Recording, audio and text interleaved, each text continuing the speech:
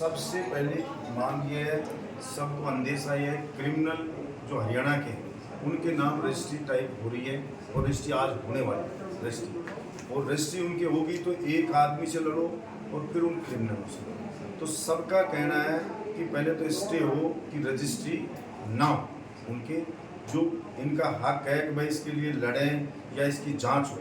तो पहले भी है आप ही एक तो इसकी जांच जैसे हो जब तक इसको रोको, रजिस्ट्री ना हो ये सुनिश्चित करो कि रजिस्ट्री ना हो, स्टे करो उसको, रजिस्ट्री ना हो, तो उसके बाद में इसकी जांच करवाओ और जो गलत हुआ है तो इसके ऊपर पुनर्विचार करो।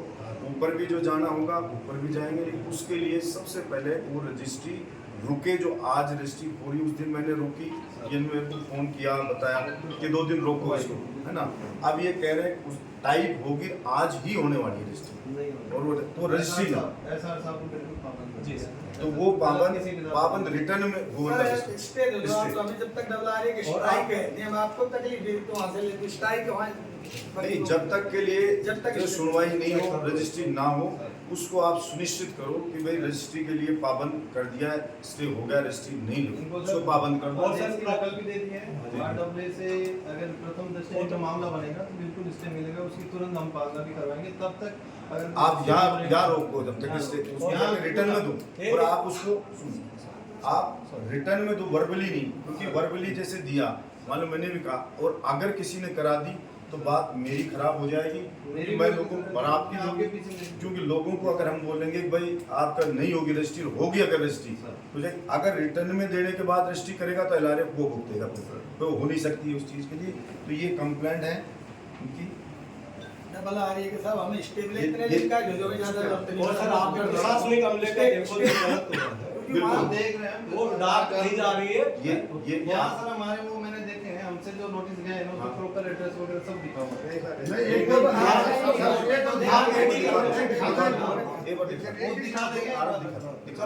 वो दिखा देंगे, वो भी आपके वो तो रहे हमारे पास है साहब, उसमें आपने तो दे दिया, परंतु वहाँ तो सिर्फ डाकघर की तो बात बता रहा हूँ, हमारे यहाँ से तो प्रॉपर एड्रेस लिखा गया है डाकघर में। ये क्या करते हैं सुनो, वो मैं इसको विधानसभा में भी रखूंगा। ये पहले के जैसे प्रक्रिया होनी चाहिए कि तामील कराने आदमी जाए और तामील करा के लाए, ना हो तो उसके घर पे नोटिस चस्पा करे, फिर ना हो तो अखबार में दे, नहीं तो ये घुमा फिरा ले जाते हैं और पोस्ट ऑफिस को मैनेज करके, और वो आगे पहुंचता ही नहीं है नोटिस, उसको खुद ही करके निपटा देते हैं। ये सबके 34 का स्तर है, और आप स्टे कर दो जब तक के लिए हमें, जब तक के लिए मुकदमा हम वहीं सुना लेंगे, कोई दिक्कत नहीं है। क्योंकि आज हम ये सोच के आए कि भाई स्टे करो। नहीं, मैं 2 दिन पहले फ़ोन पे बताया, मिले भी मेरे को, आज सुबह भी मिले, और उन्होंने बताया कि हमारी ज़मीन पहले जोतते थे तो हमारे क्या चढ़ी हुई थी, और क्या उसमें रही क्या नहीं रहा, कोई छोटा मोटा लंगूचा क्या रहा पता नहीं।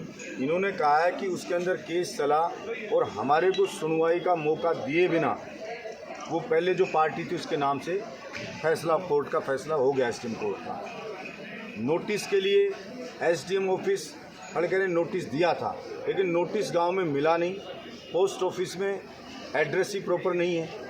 प्रथम दृष्टया मुझे ये लगा कि इसमें फेयर काम नहीं हुआ, इसलिए हमने एसडीएम को कहा, आरडब्ल्यू के भी ये गए इसको चैलेंज करने के लिए, लेकिन वहाँ वर्क सस्पेंड है, तो वो है नहीं वहाँ पे। और अभी कहना है कि रजिस्ट्रियाँ टाइप हो गई हैं कोई हरियाणा के बदमाशों के नाम से, तो रजिस्ट्री हो जाएगी तो हम किस से लड़ेंगे। हमने पहले कहा था कि रजिस्ट्री ना हो, तो वर्बली कहा साहब हम ज़्यादा नहीं रोक सकते, 2 दिन रोक सकते हैं। आज ग्रामीणों की ये मांग थी कि सबसे पहले तो उस रजिस्ट्री पे रोक लगे, और रोक के लिए उन्होंने वर्बली काम के, वर्बली नहीं रिटर्न के अंदर हमारे को स्टे मिले, रोक लगे, ताकि रजिस्ट्री नहीं होगी जब तक कि आरडब्ल्यू पे सुनवाई नहीं हो जाए, जब तक इसकी जांच नहीं हो जाए, जब तक के लिए रजिस्ट्री नहीं होगी। हमें आश्वस्त किया है, और मैंने कहा है रिटर्न में दो, नहीं दिया तो एसडीएम कार्यालय के ताला लगा करके बलजीत यादव यहीं धरने पर बैठे को भी कंप्लेंट कर दी, और उन्होंने भी आश्वस्त किया है कि हम इसकी जांच करवा रहे हैं। रेवेन्यू डिपार्टमेंट ने भी कहा है हम इसकी जांच करा रहे हैं। निश्चित रूप से मैं ये मानता हूँ कि जो गड़बड़ हुई है और जिसने गड़बड़ की है उसके ऊपर एक्शन होगा और 100% हम करवा के दम लेंगे। और हमारे यहाँ पे किसी की भी कोई ज़मीन को कोई भूमाफिया कोई भी गलत निर्णय करा करके और किसी की भी जो 13 बीघा ज़मीन है जो 35-37 काश्तकारों के उसको नहीं ले सकता। ये निश्चित रूप से उनको मान लेना चाहिए कि हम लड़ना भी जानते हैं, कोई गलत फहमी में ना रहे कि आचार संहिता लग गई है तो हम अधिकारियों का कुछ नहीं बिगाड़ सकते हैं। हम लड़ना नहीं भूल जाएंगे आचार संहिता लगने से। इसलिए निश्चित रूप से मुझे विश्वास है कि हम हमारी ज़मीन को किसी भी कीमत पर बचाने में कामयाब होंगे।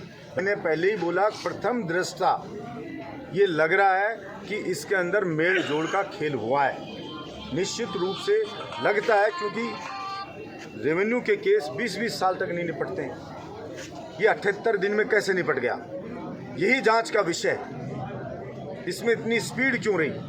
और इसीलिए प्रथम दृष्टा देखने पे ये लगता है कि इंटेंशन ठीक नहीं है, निर्णय फेयर नहीं है, और इसीलिए इसको चैलेंज कर रहे हैं हम। और जब तक वहाँ सुनवाई ना हो तब तक के लिए हम चाहते हैं कि इसको स्टे किया जाए। अगर कोई बात दायर हुआ है उस बात के संबंध में मेरे न्यायालय से विधिक प्रक्रिया का पालन करते हुए दावा डिक्री हुआ था।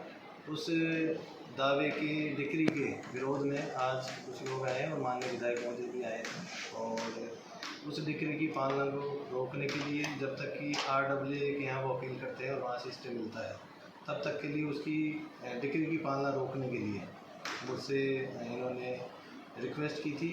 और इनकी भावना को ध्यान में रखते हुए अभी फ़िलहाल मैं उस डिक्री की पालना के लिए जो भी उचित मदद हो सकती है वो मदद इनकी करने का भरपूर प्रयास करेंगे।